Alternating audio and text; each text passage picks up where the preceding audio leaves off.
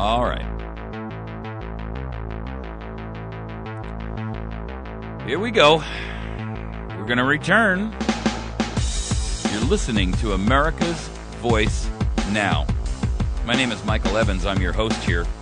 We're going to talk in this segment in reference to a very, very disturbing trend that is the fascination and the dedication to destroying our nation economically from the inside out by the guy who I claim out openly, and I'm just calling it what it is, folks. This guy is a treasonous police state dictatorial monster who has usurped and taken control of the presidency of the United States and is an exigent danger to our entire nation. I got to tell you, the tactics that he uses in reference to executive orders is particularly disturbing, because that is not the kind of activity that you would expect from a republic or even a democracy. What we're seeing now are a series of such dangerous trends in what's being fostered upon us. Global warming. There's an article out on the UK Mail Online today. Global warming pause may last for 20 more years, and the Arctic sea ice has already started to recover. Warmer temperatures are likely due to a natural 300-year cycle. The actual increase in the last 7 years is lower than most every prediction is made, and scientists are likening the continuing pause to the Mexican wave in a stadium. I don't know what the heck they mean by that. I think they mean that wave when it kind of rolls along. The point is this. What we're seeing is a complete and utter slowdown in what was originally termed to be global cooling, then it was global warming, and now it's climate change because they can't determine whether it's cooling or warming. And so rather than try to let themselves get painted into a corner by their own words, they now use the phrase climate change. Now, Obama yesterday issued an executive order directing government-wide efforts throughout the entire United States of America to begin the preparation in states and local communities for the impact on global warming.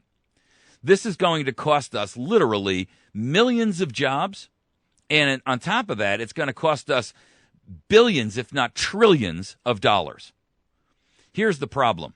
The traitor-in-chief has just signed the executive order that will destroy our economy and cost us untold amounts of jobs and resources preparing for the impact on global warming. I'm so disappointed and I'm so disgusted with the lack of will in this country to stand up to this man. I got to tell you, I'm almost at the point of saying, you know what? I'm wasting my effort. I'm wasting my breath. I'm not seeing anybody willing to step up to the plate and take the action necessary. I'm calling on people within this administration to say, that's it. I can see that where we are headed is down a path to authoritarian, totalitarianist rule. And I'm going to step up, and I'm going to do the right thing as a patriotic American. I'm going to pull a Snowden, and I'm going to expose the truth. I mean, with all due respect, where are we, and what have you done with my country?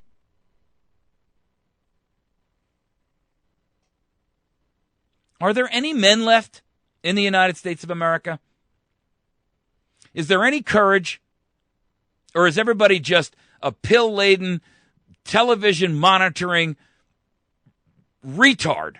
I'm telling you, it's beyond the comprehension of many people in the United States right now that we cannot seem to foster enough people to get together who have the will to say, we are going to be massively civilly disobedient, and we are going to take this nation back by hook or by crook. We're going to camp out, park down, lock this thing down, and freeze commerce until we starve this beast to death.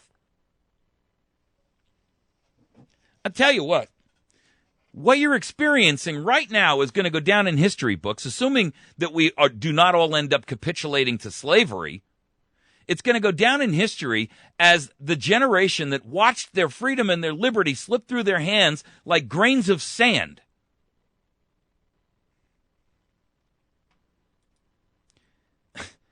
It's beyond my understanding how this can be, how everybody is just willing to let them sit there and do this to our nation. But it can't be one person. It can't be 10. It can't be 1,000. It can't be 1,000,000. It's got to be 10, 15, 20 million people.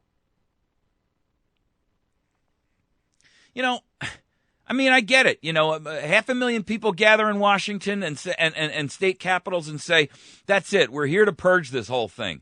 And you know, all of those, you know, apologists for the state would sit there and say, "Well, you know, they're going to fly in there with Black Hawk helicopters and wipe you all out."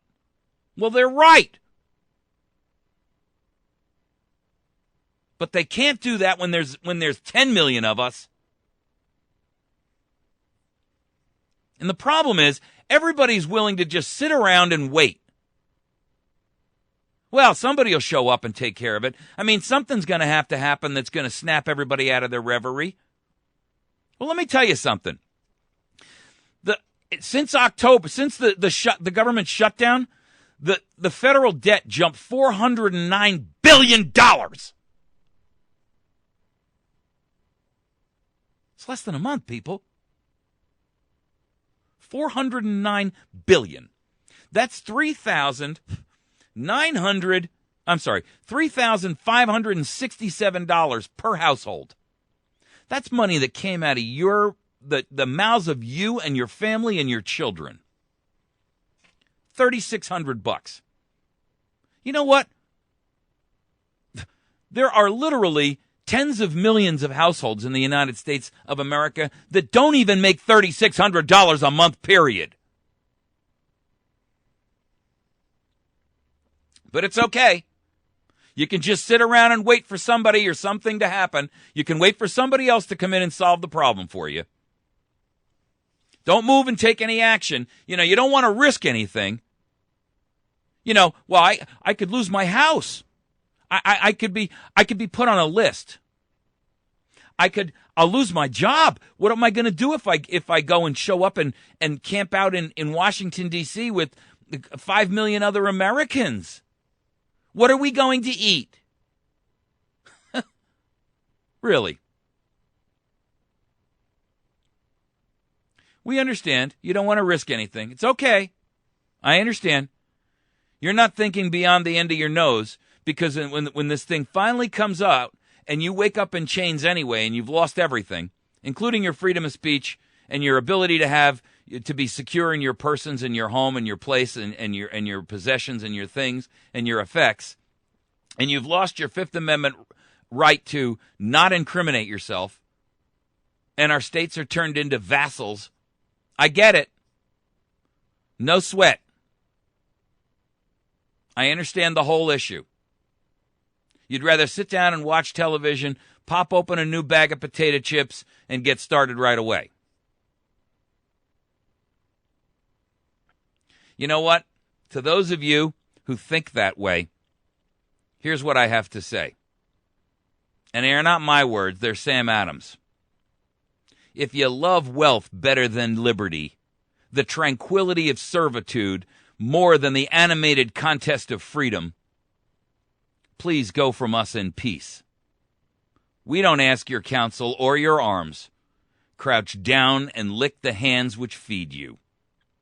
May your chains rest lightly upon you, and may posterity forget that you were our countrymen.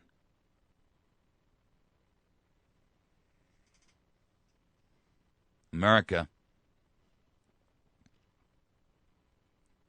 the entire nation, the fabric of our society, the rule of law, the Constitution itself, the Bill of Rights, the Declaration of Independence, it's all coming apart. And it's coming apart at an accelerating rate that, quite honestly, is most people are just not cognizant.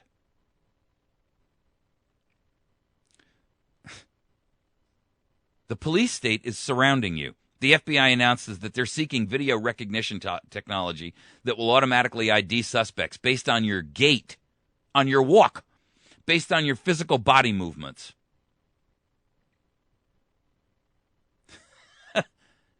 And by the way, this captures, I mean, the story is actually frightening. This information captures, I'll put it up on the web for you to see, and it'll be in the description section of this video. The FBI is watching the use of video recognition, or weighing the use, of video recognition technology to identify suspects, even if all the camera has captured is a perpetrator's limp or a fraying blue baseball cap. Automated police lineups for the YouTube generation. I mean, you know, they are gathering and capturing the information that comes in not only from public cameras that are all over cities and towns around the nation, but also all of the private systems that are out there. All the banks, all the delicatessens, all the corner markets, all of these stores that have surveillance systems. They're capturing the information that's coming out there, that's coming out of these cameras, and they're throwing it all into these massive databases so that they can go through it later on.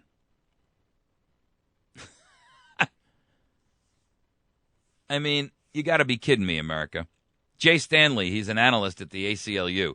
And, you know, lately, the ACLU has done a better job of standing up for Americans' freedom of speech than the Republicans have. In fact, the Republicans are most of the ones who want this. You want to talk about betrayal and treason? They're the ones who gave us the NDAA and the Patriot Act. Yeah, the Democrats contributed to it. But, you know, let's be candid. If you don't believe that the Republicans and the Democrats are all marching us towards the same door, you're an idiot. This guy actually he posted something in their blog the other day, and you know, he speculated on the organization's blog in July that eventually ubiquitous data collection, quote, could also be applied to video, images taken by drones, street cameras, cameras worn by police officers, or by Google Glass, which is uploaded to Google, the company. So once that information on that Google Glass gets into the Google servers, the NSA's got it and everybody else has got access to it as well, including all of law enforcement. Continuing on, why not get copies of all that video, store it in Utah, and swim through that data too? Aided, of course, by facial recognition technology that will instantly pull up every video in which you've ever appeared. America, I got to ask the obvious question. The hell are you waiting for? Are you waiting for them to show up at your door and escort you into a van? I mean, really, this is so outrageous. And Americans across the board are so anesthetized. This sycophantic garbage that you see on the media every day, you know what? The first thing you ought to do is shut off your cable and shut off your television set. I mean, it's really beyond the pale. I'm actually at the point where I'm beginning to question my own motivations in what I'm doing. Because I see Americans everywhere. I mean, you go out there and poll people on the street. And most of them, ask them 5 questions, and most of them 90% won't have an answer to 5 out of the 5. They won't even know what's happening. I challenge you to try it. Go talk to the people that you work with. I mean, really. You know what this reminds me of? Martin Niemöller. Here's what he said. First, they came for the communists, but I wasn't a communist, so I didn't speak out. Then they came for the socialists and the unions, but I was neither, so I didn't speak out. Then they came for the Jews, but I wasn't a Jew, and so I did nothing. When they finally came for me, there was no one left to speak out.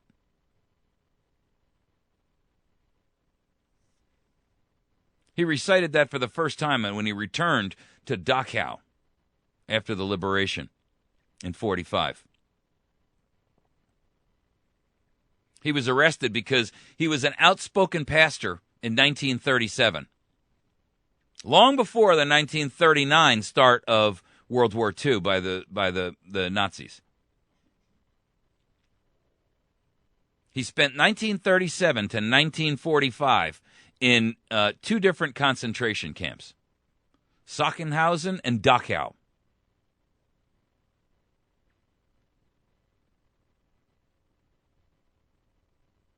So I got to ask you the obvious question posed by Edmund Burke, who was a Brit, but strongly believed in the American ideals and the founders' viewpoints. And he made a very, very clear declarative statement that should be the motto for every man alive, every man of courage, every man of conviction, every man of strength, every man of foresight. The only thing necessary for the triumph of evil is for good men to do nothing.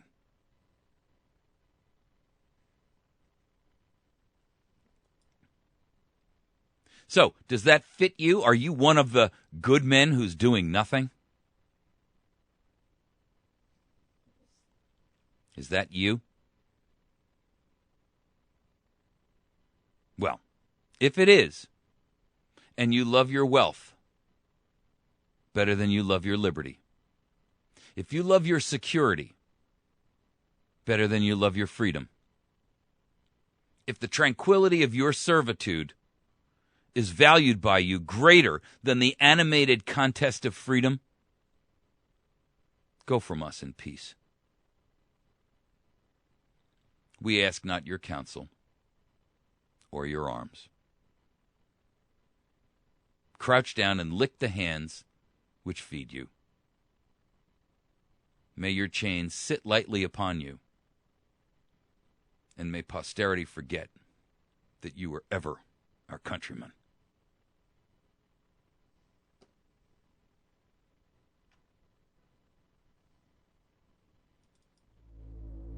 You've been listening to America's Voice Now. My name is Michael Evans. And yes, I'm upset. Yes, I'm frustrated. Yes, I'm seeing danger. Exigent danger. Now. Yes, I'm Paul Revere, standing on the rooftop, screaming for all I'm worth. America, awaken. Arise. Speak out. Even when your voice shakes. We'll be right back.